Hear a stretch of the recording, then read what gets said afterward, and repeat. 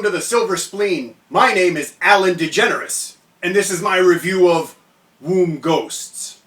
Womb Ghosts is a story about a woman who has a problem. Her womb is so polluted. No, not that problem. This woman is apparently haunted by ghosts. I won't say where, but I bet you could figure it out. At least, I think the story is about a woman being haunted by a ghost. It's hard to be sure, because this story is told so ponderously that it's difficult to pay attention. When a character is walking home to their house, we don't need to see the entire walk to their house. But hey, let's be honest. The main reason 95% of the audience are watching this movie is so that they can stare at Chrissie Chau. That's not suntan lotion, it's hot sauce. I don't really find Chrissie Chau hot. She has a nice figure, but so what? That's not unique. It's also really not my thing. When it comes to Thanksgiving turkey, I'm much happier with the thigh than the breast. Same with chickens, too. But the biggest reason that Chrissie Chau doesn't really appeal to me, I think she looks like a pug. Would you rub my belly? Her small roles up until she made this film hadn't really asked that much of her, and she was okay in those roles.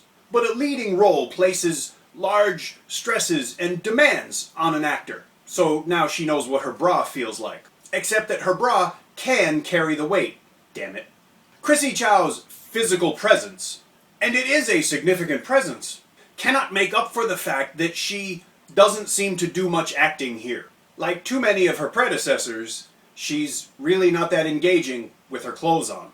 Besides, trying to act in Womb Ghosts is a lot like polishing the silverware on the Titanic. Probably the most important thing to take away from this movie is the sense of just how much it, and by extension we as the audience, exploit Chrissie Chau.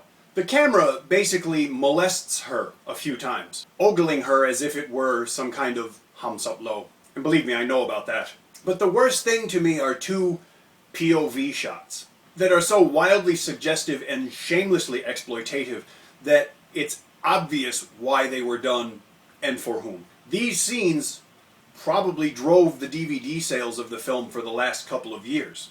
And what are these scenes, you wonder? One, she's laying on her back on a bed as a ghost hovers over her. We see her from the point of view of the ghost, i.e., we're hovering over Chrissie Chau, who's laying in bed looking at us.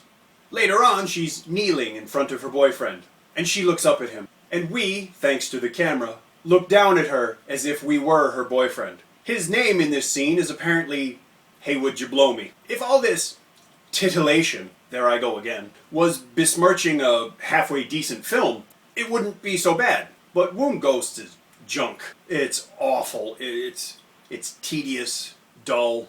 It's going to be viewed mostly by men looking to fondle Chrissie Chau with their eyes. It doesn't make them bad people, I'm just saying. But there's really nothing here for anybody else. The only people who are going to really want to see this movie are a bunch of creepy geeks that are going to set those two scenes on loop and beat their dick like it owes them money. I don't think that Dennis Law set out to make a stroke flick, but that's really all that he's accomplished.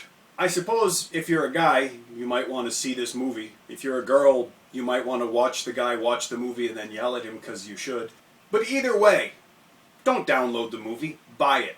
In the description, where I always put it, there are links where you can buy it. Probably not a Blu-ray purchase, even I can admit that. But you can buy a DVD, and that would be good, because I don't want you to steal things, no matter how bad the movie is. If you enjoyed this review, please leave me a comment. And if you didn't enjoy the review, please leave me a comment.